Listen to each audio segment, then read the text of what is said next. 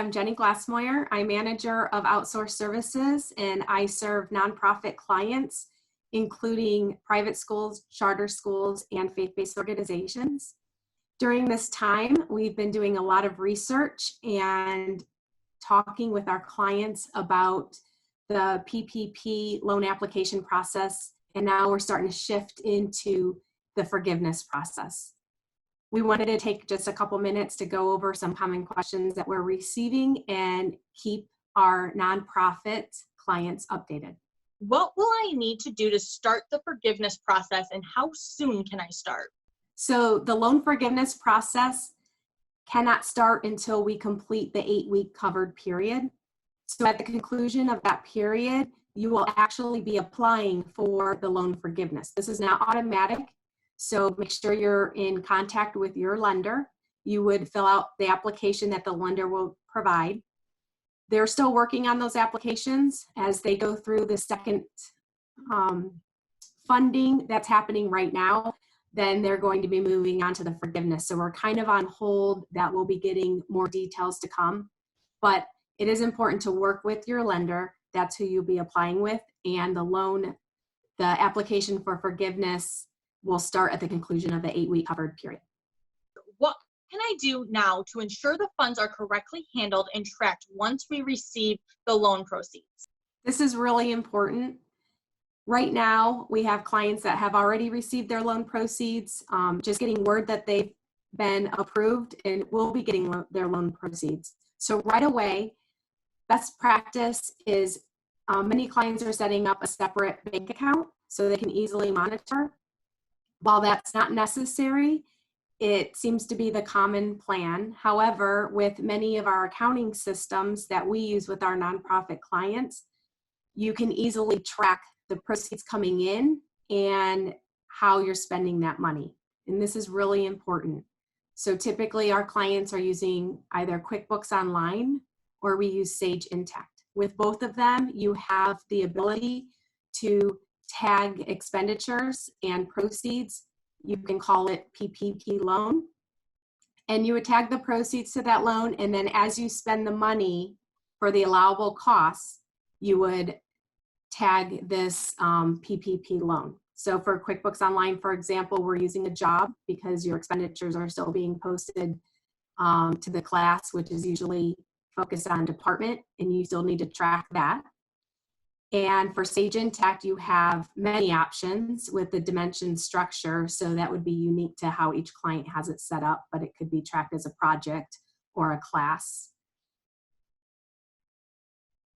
It's important to track these expenditures going out because basically you can print like a P&L for the PPP loan program if you set this up correctly. So you will be seeing what is left of your balance, and you can see the proportion that you're spending.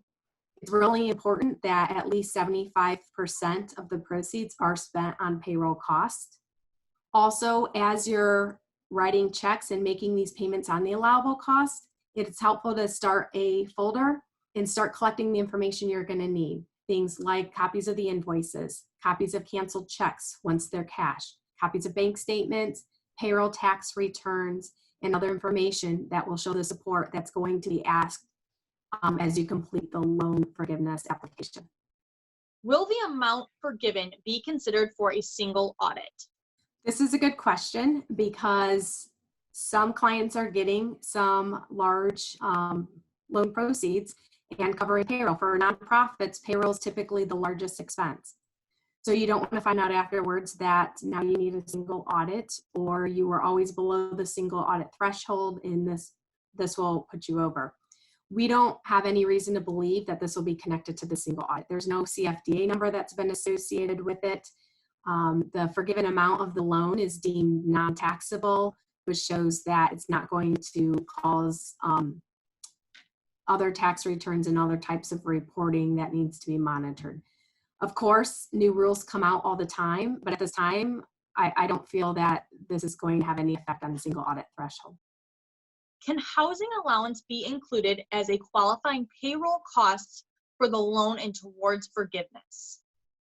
My short answer on that is yes. I would absolutely include that. That is part of the wages of ministers and pastors and rabbis. I would include it. The SBA has not come out with specific guidance on that. So we wait to see if they do. However, most people are through the loan application process, and I believe it varied by bank. Some banks said no, some said yes. If you included it, which that's what I would start with, then you would also want to include that as part of your forgiveness portion. And remember, sometimes if the housing allowance adds to the wages, you are still held to that limit of $100,000 or more. So anyone that's earning $100,000 or more during the year, their salary is prorated for the loan application part as well as the forgiveness part.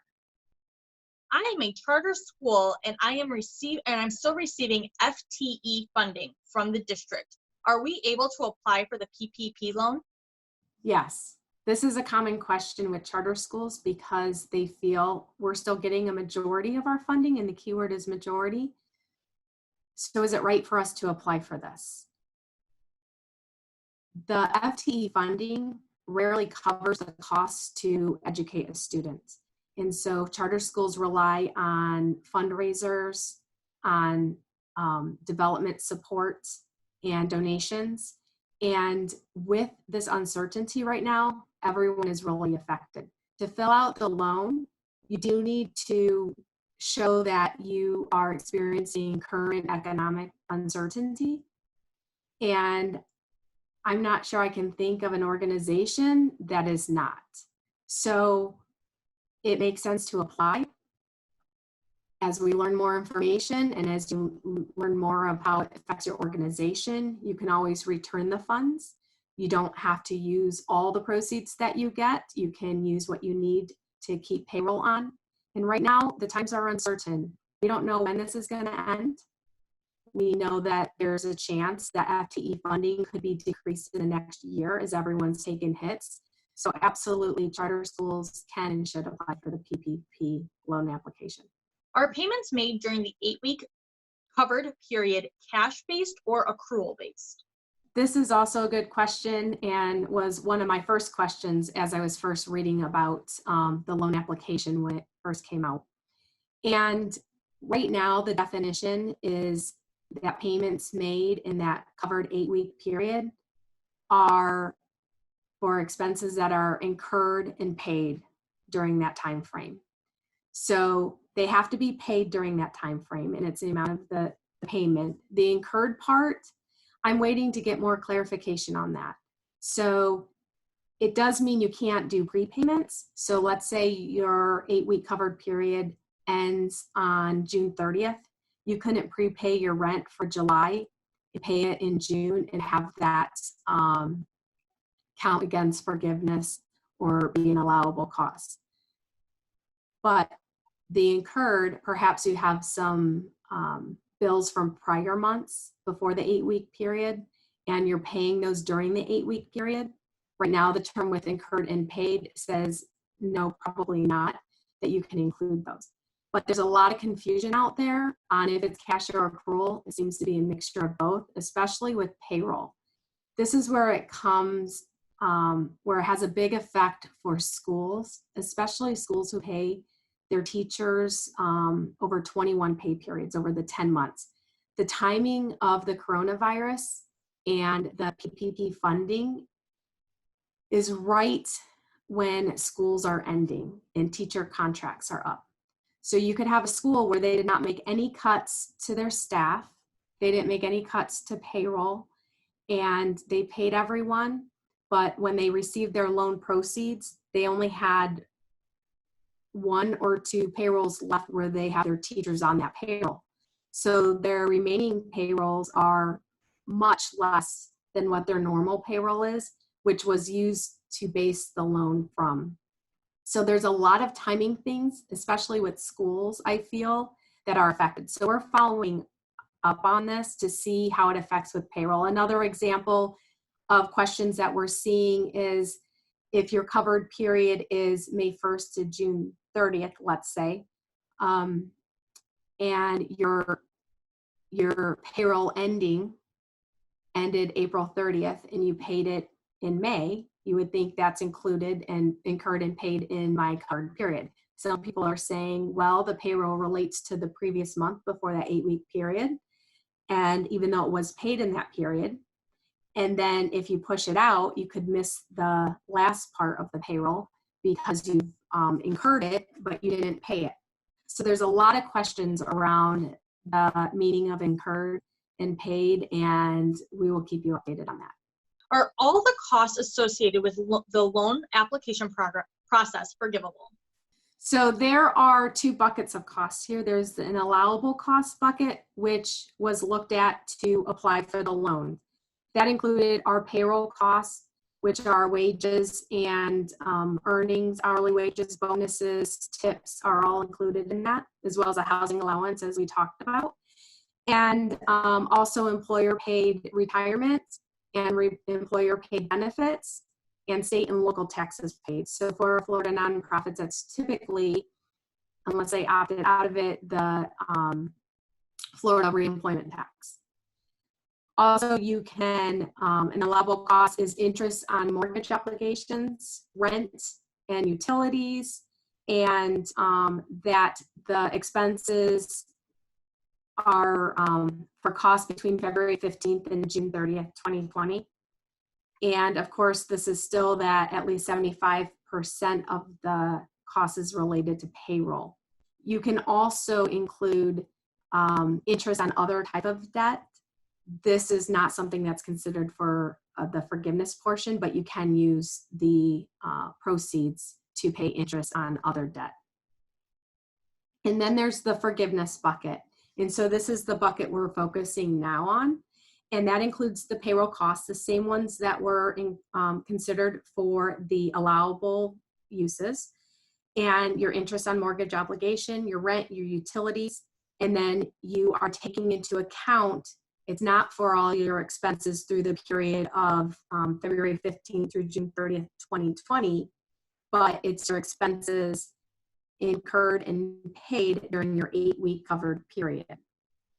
And there are some reductions you need to consider, such as non-payroll costs that's over 25%, if you had any FTE reductions, and if you had any wage reductions that need to be considered for the forgiveness. The best thing is to consult with your lender and get their application, or they may have a worksheet that you can use in the meantime to start planning how much of the loan would be forgivable. Do you have any other advice for nonprofits moving forward? I do. There's a couple other things I just wanted to touch on. One is being, if you're waiting for your loan proceeds to come, be thinking of the bills you want to pay right now. So obviously you don't want to pay any bills late, but benefits is a prime example where normally you have a grace period. Most bills are paid on the first of the month. And let's say you've been approved, but the loan proceeds have not hit your bank until the 5th. If you pay that benefit bill on the 1st, you've just lost out on, sometimes it could be quite a lot of money that could increase your forgiveness. So during this time, really pay attention to what bills that you're paying, anything that fits under the allowable cost, which is the rent payments, interest on mortgage payments, utilities, the payroll cost. You want to make sure that you're paying them in an optimal time, that it works best for optimizing the forgiveness portion. Obviously, again, I need to say don't pay your payments late, but sometimes you do have some wiggle room and take advantage of that. And then the other thing I wanted to mention too is with FTEs. I know with schools we're experiencing this with after school programs not happening because we're doing distance learning right now and the physical buildings aren't open. So we have a lot of payroll looks like it has decreased, but wages haven't been decreased or cut, but hours have decreased because we're not providing those programs. These are clarifications that we're going to be following and providing updates on. But I want to make sure you're aware that when you're calculating the FTE comparison for the forgiveness loan application, you do have two choices. You're comparing your 8-week covered period average FTE and you're comparing that to one of two choices. One is a date range between February 15th, 2019 through June 30th, 2019. And the other option is January 1st, 2020 through February 29th, 2020. So compute your average FTE for both of those and take the one that is closest to your 8-week covered period average FTE. So you can get the most out of your loan forgiveness. With schools, it may be likely, I would imagine, that the February 15th, 2019 through June 30th, 2019 would more closely resemble, especially for those schools who stopped paying teachers in May because they're on a 21 pay period. So make sure you're looking at all your options to have the best possibility of the highest level of forgiveness possible. We are continually monitoring this. There's updates daily, sometimes hourly. So we're monitoring this. We have a team at KB that this is basically has become their job. On our website at kbgrp.com, we have a COVID-19 resources, and we're continually submitting Q&As like this one. We've had some live Q&As, so keep an eye out on other resources as we learn more about this and how we can help you. Thank you so much.